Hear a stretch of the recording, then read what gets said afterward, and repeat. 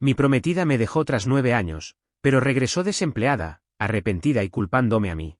Tengo 34 años, y hace aproximadamente un mes, mi prometida que tiene 33 años terminó nuestra relación de 9 años. 9 años, simplemente desaparecieron. No lo hizo con una pelea, ni siquiera con una gran conversación, no, me sentó una noche y me dijo, ya no te amo, eso fue todo, sin previo aviso, sin acumulación. Tampoco parecía molesta ni en conflicto al respecto, era como si ya hubiera seguido adelante en su cabeza, y yo solo estaba poniéndome al día. Le pregunté si había hecho algo mal, tal vez me había perdido algo, alguna señal de que no era feliz o un problema del que quisiera hablar, pero ella simplemente negó con la cabeza y dijo, no, no hiciste nada malo, simplemente me he desenamorado, no creo haberme sentido tan sorprendido en mi vida, no es que pensara que teníamos la relación perfecta, pero éramos sólidos, o eso creía. La amaba y realmente creía que estábamos construyendo una vida juntos, la apoyé en todo, incluso cuando decidió que ya no quería trabajar, durante 7 años, me alegré de cuidarla porque la amaba y pensaba que éramos un equipo, pero al parecer, ella no lo veía así. Me senté allí en estado de shock, tratando de procesar lo que acababa de decir, parecía tan tranquila, como si esto no fuera gran cosa. Mientras tanto, mi cabeza daba vueltas, le pregunté si esto era realmente lo que quería.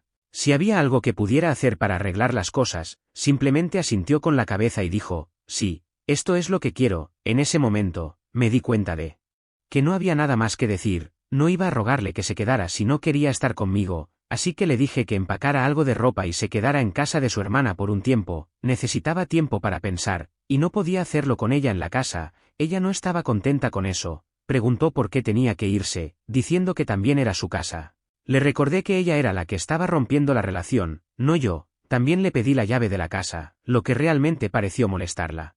Pero la entregó después de un pequeño tira y afloja. Verla empacar sus cosas e irse fue surrealista. 9 años juntos, y se fue en menos de una hora. Esa noche, me senté en la sala de estar, mirando las paredes. La casa se sentía tan vacía, pero al mismo tiempo, estaba llena de recuerdos de ella. Su ropa todavía estaba en el armario. Su maquillaje todavía estaba en el baño, y las pequeñas decoraciones que insistió en comprar estaban por todas partes. Sentía como si hubiera dejado un pedazo de sí misma en cada habitación. No dormí mucho esa noche, seguí repitiendo la conversación en mi cabeza, tratando de averiguar qué había salido mal. Le había dado todo, amor, apoyo, estabilidad, y aún así no fue suficiente. A la mañana siguiente, me desperté en una casa que se sentía demasiado grande para una sola persona. Sabía que tenía que empezar a averiguar qué hacer a continuación, pero no pude hacer nada todavía, no estaba listo. El día después de la ruptura, me desperté en una casa tranquila y vacía. Era sofocante, dondequiera que miraba había recuerdos de ella, el armario lleno de su ropa, las chucherías al azar con las que le encantaba decorar, incluso la taza que siempre usaba para su café de la mañana. Era como si ella todavía estuviera allí, aunque no lo estaba. Esa misma tarde, llamó, casi no respondo, pero la curiosidad pudo más que yo. Tal vez había cambiado de opinión, tal vez quería hablar las cosas. Hola, dijo, tan informal como si nada hubiera pasado. Mantuve mi tono neutral. ¿Qué pasa? Solo quería saludarte, dijo, como si fuera un día cualquiera. Estaba atónito. ¿Saludarme? Habíamos estado juntos durante 9 años y ella lo terminó justo ayer. ¿Qué había para saludarme?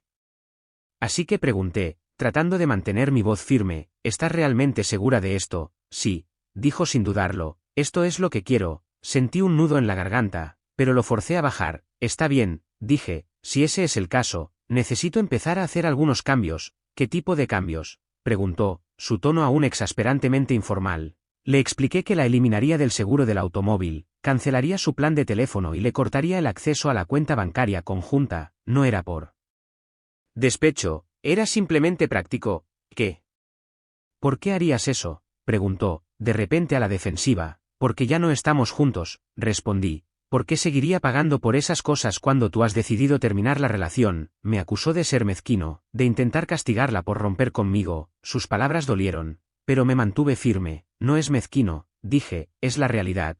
No puedes esperar que siga cuidándote como lo hacía cuando estábamos juntos. Así no es como funciona esto. No lo tomó bien, siguió diciendo que estaba siendo injusto, que la estaba dejando sin nada. Le recordé que esta era su decisión, no la mía. Ella eligió irse, y estas eran las consecuencias. Durante los siguientes días, comencé a poner las cosas en marcha. Primero, llamé a la compañía de seguros y la eliminé de la póliza del automóvil que yo poseía. Luego cancelé su plan de teléfono. Ella no lo había estado pagando de todos modos, estaba a mi nombre. Finalmente, fui al banco y cerré la cuenta conjunta a la que tenía acceso. Cada paso se sentía como si estuviera recuperando una parte de mí mismo. No se trataba de castigarla, se trataba de reclamar mi vida. Por supuesto, ella no lo veía así. Me envió una ráfaga de mensajes de texto, acusándome de ser vengativo y desalmado. Dijo que estaba haciendo su vida más difícil de lo necesario. Me estás haciendo empezar de cero, decía un mensaje. No tengo nada ahora. ¿Cómo es eso justo? No respondí. ¿Qué podía decir? Estaba actuando como si le debiera algo, como si fuera mi trabajo asegurarme de que estuviera bien incluso después de que me hubiera dejado. A través de amigos en común, me enteré de que se estaba quedando con su hermana y que estaba teniendo dificultades para adaptarse a su nueva realidad. No había trabajado en 7 años. Por lo que no tenía experiencia reciente para poner en un currículum. Aparentemente, había solicitado algunos puestos, pero nadie la llamó. Una noche, me llamó de nuevo. Esta vez preguntando si la dejaría quedarse con el coche, solo hasta que me vuelva a poner de pie. Absolutamente no, dije. ¿Por qué no?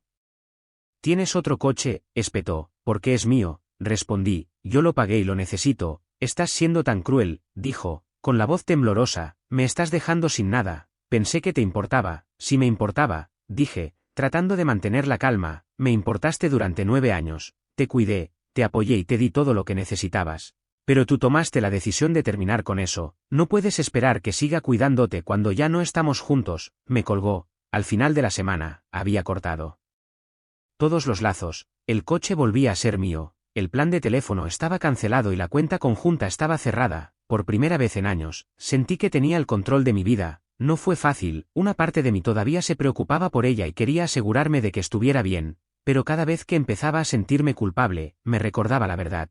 Ella eligió esto. Ella terminó las cosas, no yo. Esa comprensión me ayudó a mantenerme fuerte. No estaba siendo mezquino ni vengativo. Simplemente estaba siguiendo adelante. Aproximadamente una semana después de la ruptura, me envió un mensaje de texto de nuevo, diciendo que necesitaba venir a recoger el resto de sus cosas. Pensé que era mejor dejar que lo hiciera de una vez, así que accedí. Honestamente, no quería que sus cosas estuvieran en la casa más tiempo del necesario. Llegó a la noche siguiente con una maleta. Apenas saludó al pasar junto a mí hacia la casa, dirigiéndose directamente al dormitorio. Me quedé en la sala de estar, tratando de darle espacio, pero podía oírla revolver, cajones que se abrían y cerraban, perchas que resonaban. Cada sonido me ponía los nervios de punta. Después de un rato, entró en la sala de estar con mi portátil. ¿Qué estás haciendo con eso?, pregunté, sintiendo que la tensión aumentaba. Me lo llevo, dijo con naturalidad. Lo uso todo el tiempo de todos modos. No podía creer lo que estaba oyendo. No, no lo harás, dije con firmeza. Es mío, yo lo pagué. Que lo hayas usado a veces no lo convierte en tuyo. Me dirigió una mirada exasperada, como si yo fuera el irrazonable. ¿En serio?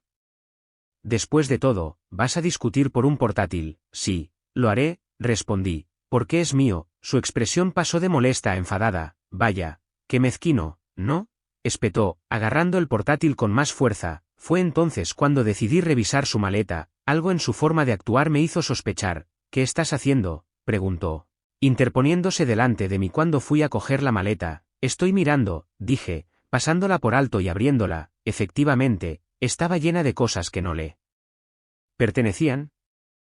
Mis auriculares, un juego de cuchillos de cocina que había comprado el año pasado. Incluso una sudadera con capucha que siempre pedía prestada pero que nunca pidió llevarse. Empecé a sacar los objetos uno por uno. ¿Te importaría explicar esto?, pregunté, sosteniendo los auriculares. Cruzó los brazos y me miró fijamente. Los uso todo el tiempo. Ni siquiera te diste cuenta. Eso no los convierte en tuyos, repliqué. El hecho de que uses algo no significa que puedas llevártelo cuando te vas. Empezó a gritar, acusándome de ser cruel y mezquino, de intentar hacerle la vida más difícil. Son solo unas pocas cosas. Ni siquiera las necesitas. Ese no es el punto, dije, tratando de mantener la calma. El punto es que no son tuyos para llevártelos. En ese momento, ya había tenido suficiente. Puedes llevarte tu ropa, tu maquillaje y tus cosas personales, pero todo lo demás en esta casa es mío. No trabajaste para ello, y no puedes irte con lo que quieras. Su rostro se arrugó y empezó a llorar. No puedo creer lo desalmado que estás siendo, sollozó. Me mantuve firme. No estoy siendo desalmado. Simplemente no te dejo llevarte cosas que no te pertenecen. Siguió llorando, diciendo que la estaba castigando, que intentaba hacerla desgraciada, pero no cedí. Finalmente le dije, tienes todo lo que viniste a buscar. Es hora de que te vayas. Esa noche, me envió un largo y divagante mensaje de texto. Estaba lleno de las mismas acusaciones, estaba siendo injusto, le estaba haciendo la vida imposible. La estaba castigando por romper conmigo, no me molesté en responder, en este punto, sentía que no importaba lo que dijera, ella lo tergiversaría en algo más para pintarse a sí misma como la víctima. Durante los siguientes días, empecé a recorrer la casa y a empaquetar el resto de sus cosas, no quedaba mucho. Solo algunas cosas sueltas que no se había molestado en llevarse. Lo puse todo en una caja y la dejé en la esquina del garaje. Consideré enviarle un mensaje de texto para que viniera a recogerla, pero sinceramente, ya no quería tratar con ella, si la quería, podía pedirla, no iba a perseguirla para devolverle sus cosas. Los amigos en común empezaron a contactarme, diciendo que se había estado quejando de mí a cualquiera que la escuchara, según ella. Yo era un ex amargado y vengativo que hacía todo lo posible para hacerle la vida imposible, era frustrante. Pero no dejé que me molestara demasiado, la gente podía creer lo que quisiera, yo sabía la verdad. Y eso era suficiente para mí. Al final de la semana, sentí que finalmente había recuperado el control de mi espacio, la casa era mía de nuevo, libre de sus cosas y de su presencia, todavía se sentía un poco vacía. Pero por primera vez, sentí que podía empezar a seguir adelante. Unos días después de la pelea por su maleta, pensé que las cosas por fin se calmarían. Había empaquetado el resto de sus cosas en una caja y estaba listo para seguir adelante, pero, por supuesto, ella no había terminado. Me llamó tarde una noche, y en contra de mi buen juicio, contesté. Pensé que tal vez quería arreglar para recogerla caja o disculparse por la discusión, en cambio, sonaba desesperada, casi en pánico. Necesito ayuda, dijo. Con la voz temblorosa, me quedé en silencio un momento, sin saber qué decir. ¿Qué tipo de ayuda? Pregunté con cautela. No puedo encontrar trabajo, dijo, con la voz entrecortada. Ha pasado tanto tiempo. Y nadie me devuelve las llamadas. Lo he intentado, pero es como si ni siquiera supiera por dónde empezar, suspiré. Reclinándome en mi silla, lamento oír eso, pero no sé qué quieres ¿qué haga al respecto? Su tono cambió, volviéndose más agudo. ¿Podrías ayudarme? Para empezar, renuncié a mi carrera por ti. Lo mínimo que podrías hacer es ayudarme a volver a ponerme de pie. Esa frase tocó una fibra sensible. No renunciaste a tu carrera por mí, dije, manteniendo la voz firme. Elegiste dejar de trabajar porque ya no querías, te apoyé porque te amaba. Pero no actúes como si yo te hubiera obligado a renunciar. Entonces empezó a llorar, diciéndome lo difícil que era todo y cuánto estaba sufriendo. Dijo que su hermana se estaba cansando de que estuviera allí y la estaba presionando para que encontrara un trabajo. No tengo nada ahora mismo, dijo entre sollozos, estoy durmiendo en un sofá. No tengo dinero y ni siquiera sé cómo pagar la comida. ¿Cómo es eso justo? Hice una pausa, eligiendo mis palabras cuidadosamente. Lamento que estés en esta situación, pero esto no es culpa mía. Terminaste la relación, y con eso, terminaste el apoyo financiero que venía con ella. No puedo seguir cuidándote cuando no estamos juntos. Su tono se volvió enfadado. Vaya, ¿así que eso es todo? 9 años juntos, y simplemente me vas a dejar sufrir. Tú tomaste esta decisión, dije con firmeza, no yo. Colgó sin decir una palabra más. Durante la semana siguiente, los mensajes de texto volvieron a llegar a raudales. Al principio eran emocionales, llenos de arrepentimiento y disculpas. Decía que me echaba de menos, que había cometido un error, que le costaba adaptarse a la vida sin mí. Pero cuando no respondí, su tono cambió. Los mensajes se volvieron amargos, acusadores. Me llamó desalmado, egoísta e incluso cruel. Dijo que la estaba castigando por la ruptura y arruinando su vida. Fue difícil de leer, pero me obligué a mantenerme firme. Sabía que si cedía ahora, nunca terminaría. A través de amigos en común, empecé a saber más sobre cómo le iba. Al parecer, su hermana le había dado un ultimátum: encontrar un trabajo en un mes o mudarse. Estaba solicitando en todos los lugares que se le ocurrían, pero nadie la llamaba. Después de 7 años fuera del mercado laboral, no tenía mucho que poner en un currículum. Un amigo me dijo que se había derrumbado en una reunión de grupo, llorando sobre cómo había arruinado su vida y deseando poder volver a cómo eran las cosas antes. Sin embargo, no sentí lástima por ella. Lo tenía todo: estabilidad, amor y una vida cómoda, y lo tiró todo por la borda. Una tarde, estaba en casa cuando sonó el timbre. No esperaba a nadie, así que dudé antes de abrir. Cuando lo hice, allí estaba ella, de pie en mi porche. Tenía un aspecto terrible, su pelo era un desastre, sus ojos estaban rojos e hinchados. Y llevaba ropa que parecía que no se había lavado en días. ¿Qué haces aquí?, pregunté, con tono monótono. Necesito hablar contigo, dijo, con la voz temblorosa. Me hice a un lado y la dejé entrar. Más por curiosidad que por otra cosa, se sentó en el sofá, con las manos temblando mientras intentaba serenarse. No puedo seguir así, dijo con la voz entrecortada. Lo he intentado, pero no puedo encontrar trabajo. No puedo permitirme vivir así, no sé qué hacer. Esperé, dándole la oportunidad de continuar. Cometí un error, dijo, con lágrimas corriendo por su cara. Pensé que podía manejar esto sola, pero no puedo. Te echo de menos. Echo de menos lo nuestro. Todavía te amo. Sus palabras quedaron suspendidas en el aire. Pero en lugar de sentir compasión o anhelo, me sentí insensible. No me amas, dije por fin. Amabas la vida que te di. Eso no es lo mismo. Sacudió la cabeza, insistiendo en que lo decía en serio, que quería arreglar las cosas y volver. No puedo ayudarte, dije, levantándome. Tomaste tu decisión, y ahora tienes que vivir con ella. Me rogó que lo reconsiderara, diciendo que haría lo que fuera necesario para arreglar las cosas, pero no me interesaba.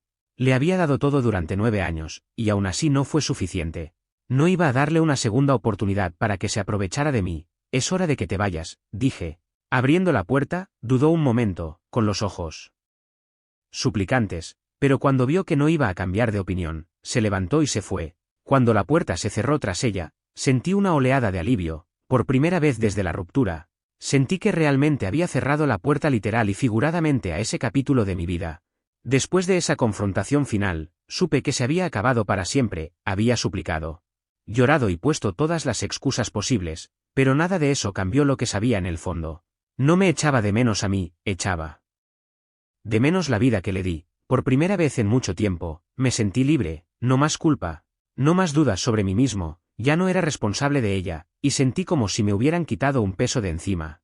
Unos días después, recibí un mensaje de texto de un amigo en común. Al parecer, su hermana finalmente la había echado.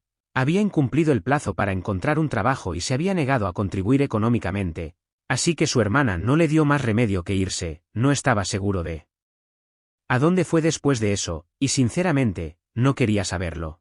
Me enteré de que había conseguido un trabajo a tiempo parcial en una cafetería local. No era mucho, pero era suficiente para mantenerse a flote. A duras penas, se alojaba en un pequeño apartamento, sobreviviendo con lo poco que tenía. Los amigos en común me dijeron que era una desgraciada, que se quejaba constantemente de lo dura que era la vida y de lo injusto que había sido todo. Pero la cuestión es que no sentí lástima por ella. Ella tomó sus decisiones, decidió dejarme. Y tenía que vivir con las consecuencias. Por esa misma época, empecé a salir con alguien nuevo. Se llama Natalie. Y es todo lo que mi ex no era. Nos conocimos a través de un amigo en común. Y al principio no estaba seguro de si estaba preparado para volver a salir con alguien. Pero Natalie cambió eso. Es inteligente, independiente y trabajadora. Tiene una gran carrera como directora de proyectos y su propia casa. No necesita que la cuide. Es perfectamente capaz de valerse por sí misma. Estar con ella fue refrescante, por primera vez en años. Estaba en una relación en la que ambas personas contribuían por igual. Cuando le conté mi ruptura, se sorprendió de lo mucho que había hecho por mi ex y lo poco que había recibido a cambio. Te mereces algo mejor que eso, dijo, y por primera vez, lo creí de verdad. Una tarde, mientras Natalie y yo cenábamos, recibí una notificación en mi teléfono. Era un mensaje de mi ex. Había encontrado la manera de ponerse en contacto conmigo a través de un nuevo número. El mensaje era largo, emotivo y lleno de arrepentimiento. Decía que no podía encontrar un trabajo estable, que apenas llegaba a fin de mes y que había cometido un error al dejarme.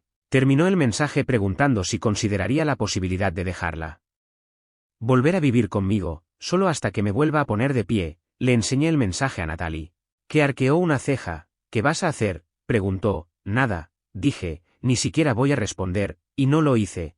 Unos días después, mi ex apareció en mi casa sin avisar. Natalie estaba allí conmigo cuando sonó el timbre. Abrí la puerta, y allí estaba ella, con un aspecto aún más desaliñado que la última vez que la había visto. Necesito hablar contigo, dijo, mirando a Natalie con una irritación apenas disimulada. No hay nada de qué hablar, dije, manteniendo la voz tranquila. Empezó a llorar, lanzándose a la misma historia que ya había oído. Estaba luchando, no tenía a dónde ir, había cometido un error. Me rogó que la dejara volver a vivir conmigo, diciendo que haría lo que fuera necesario para arreglar las cosas.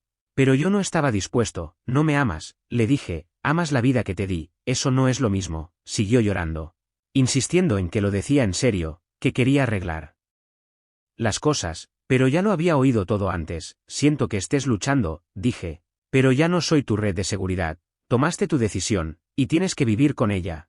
No puedes volver solo porque las cosas no salieron como pensabas que saldrían.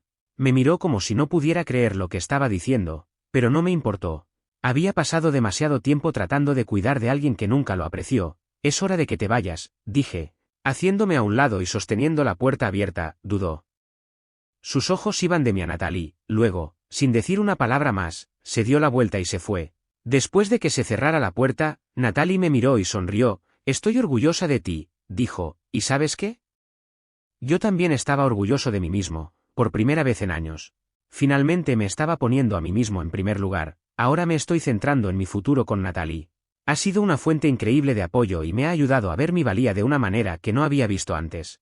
Soy más feliz ahora que en años, y estoy emocionado por lo que está por venir. En cuanto a mi ex, no sé qué le pasó después de esa noche, y no me importa, ella tomó sus decisiones, y yo las mías. Y por primera vez, siento que estoy exactamente donde se supone que debo estar. Actualización final. Unos meses después de nuestra última conversación, casi me había olvidado de mi ex. La vida con Natalie iba de maravilla, viajábamos, hacíamos planes para el futuro y simplemente disfrutábamos de una relación sana y equilibrada. No estaba al tanto de mi ex, pero un día, un amigo en común me llamó de la nada con una noticia. No vas a creer lo que pasó, empezó, casi riendo. Al parecer, mi ex había empezado a salir con alguien nuevo poco después de que rompiéramos. Este tipo, llamémosle Ethan, era llamativo, ropa de diseño, coches caros y constantes publicaciones en Instagram de él viviendo la vida loca. En restaurantes y complejos turísticos de lujo, debió de pensar que le había tocado el gordo. Otro tipo que podría darle el tipo de vida que yo le había proporcionado, tal vez incluso mejor. Excepto que Ethan no era quien decía ser. Al principio, todo parecía perfecto, la colmaba de regalos. La llevaba a fiestas de alto standing y la presentaba a lo que probablemente ella pensaba que era un círculo de amigos de élite. Estaba viviendo en lo que ella llamaba un sueño, pero aquí está la trampa. Ethan estaba arruinado, los coches, alquilados, las fiestas, pagadas a crédito, los amigos, un grupo sospechoso de aspirantes a influencers y estafadores. Resulta que Ethan vivía con tiempo y dinero prestados, y mi ex no tenía ni idea. Por lo que oí, Ethan empezó a pedirle que le ayudara económicamente. Empezó poco a poco, pagando una cena aquí, pagando la gasolina allí, pero luego fue a más. La convenció para que abriera una tarjeta de crédito a su nombre, diciendo que les ayudaría a construir un futuro juntos. Ella cayó en la trampa. No pasó mucho tiempo para que las cosas fueran cuesta abajo. Los amigos de Ethan empezaron a venir más a menudo, pidiendo dinero prestado, durmiendo en su sofá y tratando su casa como un hotel barato. Ella intentó seguir el ritmo de su estilo de vida caro, probablemente pensando que daría sus frutos a largo plazo, pero las deudas se fueron acumulando, y Ethan empezó a desaparecer durante días. Un día, se fue y no volvió, la dejó completamente, dejándola con las tarjetas de crédito al máximo, facturas sin pagar y algunas personas muy enfadadas llamando a su puerta. Resulta que esos amigos no eran solo gorrones, eran el tipo de personas que te prestan dinero con condiciones, y con condiciones importantes. Un amigo en común que se había mantenido en contacto con ella me contó lo que pasó después. Al parecer, un par de estos personajes turbios se presentaron en su apartamento una noche, exigiendo el pago de unos préstamos que Ethan había pedido. Intentó explicar que no sabía nada al respecto, pero no se lo creyeron, la amenazaron, le dijeron que si no pagaba, habría consecuencias. Entró en pánico. Por supuesto, pero ¿qué podía hacer? No tenía el dinero. Intentó llamar a Ethan, pero su número estaba desconectado. Incluso fue a su última dirección conocida, solo para descubrir que se había ido de la ciudad. La dejaron sola para lidiar con el desastre. Cuando me enteré de todo esto, no voy a mentir, sentí una mezcla de emociones. Una parte de mí sintió lástima por ella. Nadie merece ser estafado o puesto en una situación peligrosa, pero otra parte de mí no pudo evitar pensar. Esto es lo que pasa cuando das por sentada a la gente. Quería a alguien que le diera una vida fácil, que la cuidara para que no tuviera que trabajar ni preocuparse por nada, y en cambio, acabó con alguien que la utilizó, igual que ella me había utilizado a mí. Pero el karma no se detuvo ahí. Sin forma de pagar sus deudas, se vio obligada a vender la mayoría de sus pertenencias. Los bolsos y la ropa de diseño que una vez había alardeado fueron empeñados por centavos en comparación con lo que valían. Acabó mudándose a un pequeño apartamento en ruinas en una mala zona de la ciudad porque era todo lo que podía permitirse. Intentó conseguir turnos extra en la cafetería donde trabajaba, pero su jefe no estaba dispuesto a darle más horas. Empezó a buscar un segundo trabajo, pero después de tantos años sin trabajar, su currículum era demasiado pobre. Incluso oí que intentó pedir ayuda a su familia, pero no estaban en condiciones de hacer mucho por ella. Su hermana, la que la había dejado dormir en el sofá, finalmente cortó los lazos, diciendo que no podía lidiar con el drama constante, la gota que colmó el vaso. Acabó siendo demandada por la compañía de la tarjeta de crédito por la deuda que Ethan le dejó. Intentó argumentar que no era su culpa, pero su nombre estaba en la cuenta, así que legalmente, todo recayó sobre ella. Por lo que he oído, ahora está trabajando con algún programa de alivio de la deuda, reuniendo lo poco que puede para pagar lo que debe. Mientras tanto, yo estaba prosperando. Natalie y yo nos acercábamos cada día más, y finalmente pude centrarme en mis propios objetivos sin el equipaje de otra persona frenándome. Ya no sentía la necesidad de estar al tanto de mi ex, pero las ocasionales actualizaciones de amigos en común me recordaban lo lejos que había llegado. Había tomado sus decisiones, y ahora estaba lidiando con las consecuencias. El karma, como dicen, no falla.